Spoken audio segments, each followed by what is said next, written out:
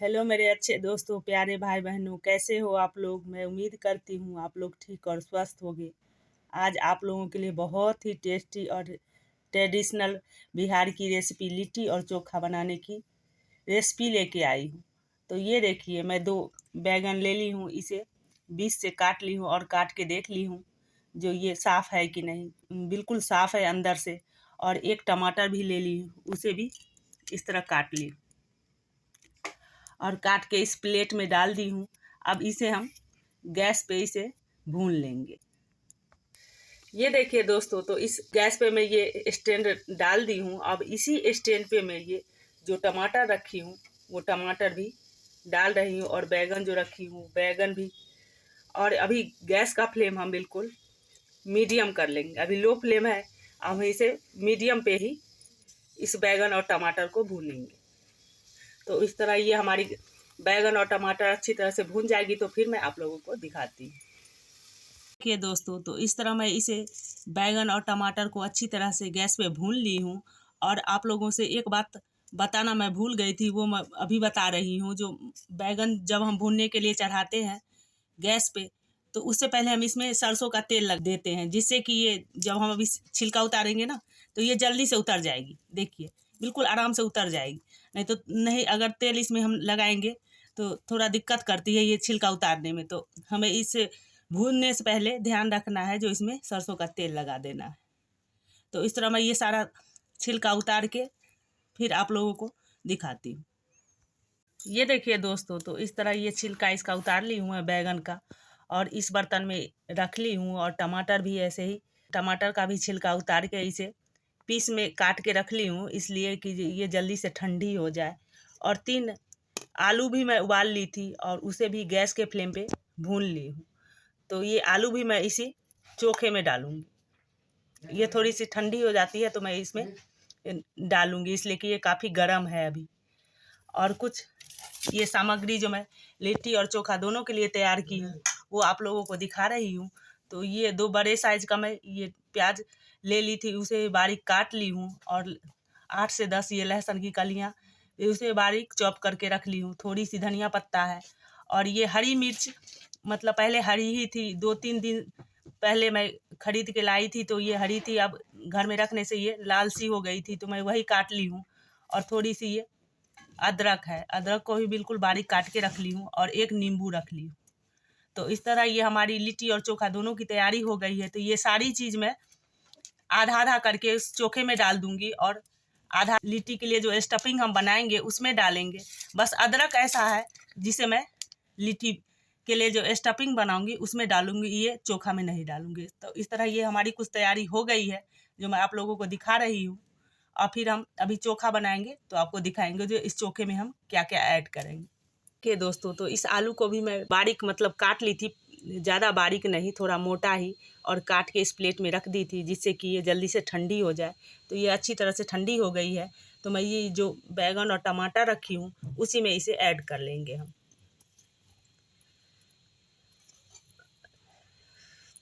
और इसमें प्याज हम डाल देंगे। और ये देखिए दोस्तों, प्याज डालने के बाद जो मैं मिर्च काट के रखी हूँ वो मिर्च डाल दूँगी। मिर्च आप अपने हिसाब से बढ़ा घटा सकते हो, जैसा तीखा खाना पसंद करते हो उस हिसाब से। और उसके बाद इसमें हम लहसुन भी थोड़ा सा डाल देंगे। और लहसुन डालने के बाद इसमें हम सरसों का तेल डालेंगे। ये देखिए, तो इसमें 1 से 1.5 चम्मच मैं सरसों का तेल डाल रही हूँ। 1.5 चम्मच के लगभग इसमें मैं नमक डाल दे रही हूँ। इसमें मैं ये मसाला भी डाल रही हूँ। ये मसाला डालने से ना चोखा का टेस्ट दुगुना बढ़ जाता है। तो इसलिए मैं इसमें मसाला भी, अचार का मसाला डाल दी हूँ। ये सारी चीज़ डालने के बाद हम हाथों से इसे बढ़िया से मिक्स कर लेंगे। तो इस तरह मिक्स करके फिर मैं आप लोगों को दिखाती हूँ। इस सारी चीज़ों को मैं अच्छी तरह से हाथों से मिक्स कर ली हूँ। अब लास्ट में इसमें जो धनिया पत्ता मैं काट के रखी थी वो धनिया पत्ता इसमें डाल दी हूँ और इसे भी अच्छी तरह से हम मिक्स कर लेंगे।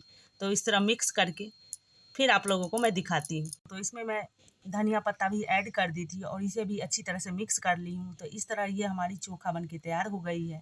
अब हम लिट्टी जो बनाएंगे उसकी स्टफिंग बनाने की तैयारी में लगते हैं और आप लोगों को दिखाते हैं।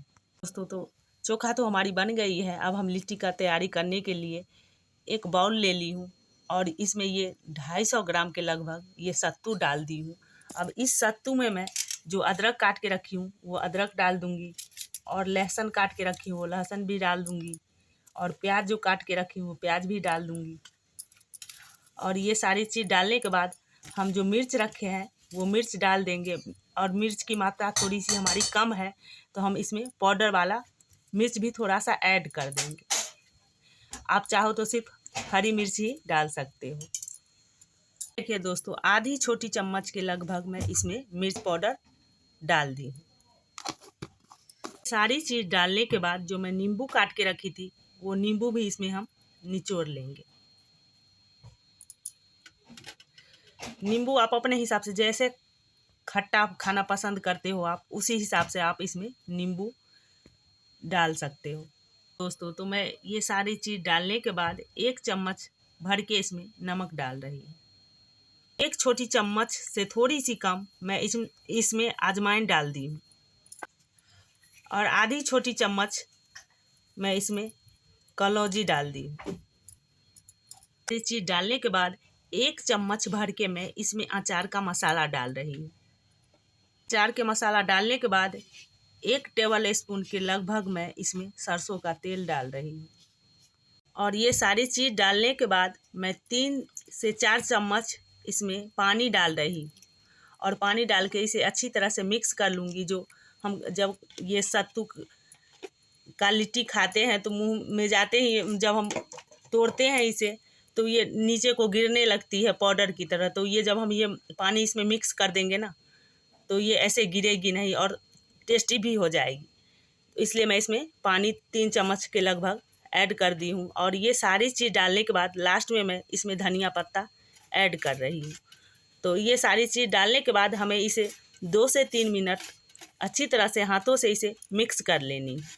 तो इस तरह मिक्स करके फिर मैं आप लोगों को दिखाती हूँ।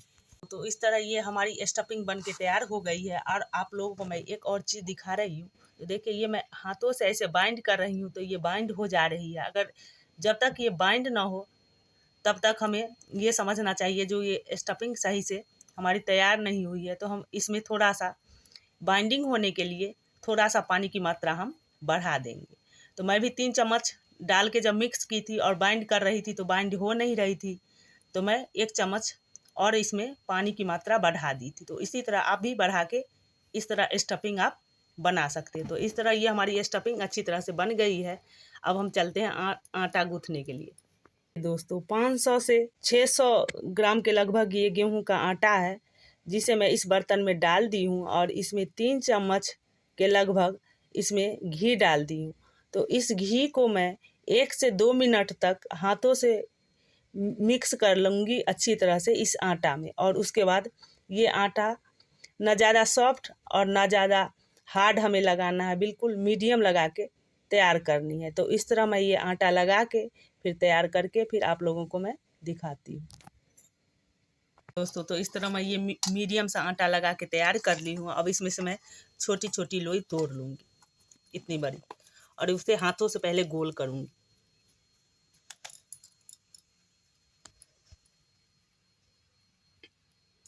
और हाथों से गोल करने के बाद इसमें बीच में ऐसे अंगूठा डाल के फिर इसे कटोरी नुमा बना लूँगी।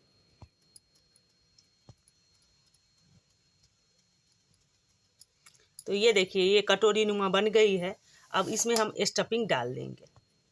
ना स्टफिंग हम ज़्यादा डालेंगे और ना कम डालेंगे। अगर ज़्यादा डालेंगे तो ये फट के बाहर निकल जाएगी ये, और कम डालेंगे तो खाने में अच्छा नहीं लगेगा। तो एक हिसाब से हमें इसमें डाल देनी है। और स्टफिंग डालने के बाद हमें इसे अंगूठा से इस तरह दबा लेनी है और फिर इसे घुमा घुमा के गोल कर लेनी है, मतलब सील कर लेनी है इसे।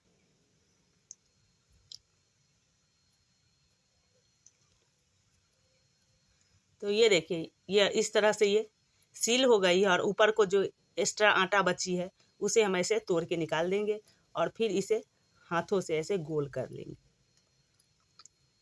और इसी तरह हमें सारी लिट्टी बना के तैयार कर लेनी है। तो फिर मैं थोड़ा और ज़्यादा मात्रा में ये लिट्टी बना लेती हूँ, फिर मैं आप लोगों को दिखाती हूँ। दोस्तों, तो 5 लिट्टी हमारी बन के तैयार हो गई थी।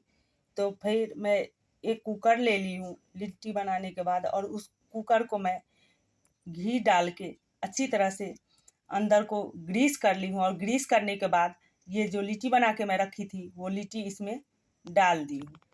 अब इस कुकर को मैं गैस पे चढ़ा दूंगी पकने के लिए।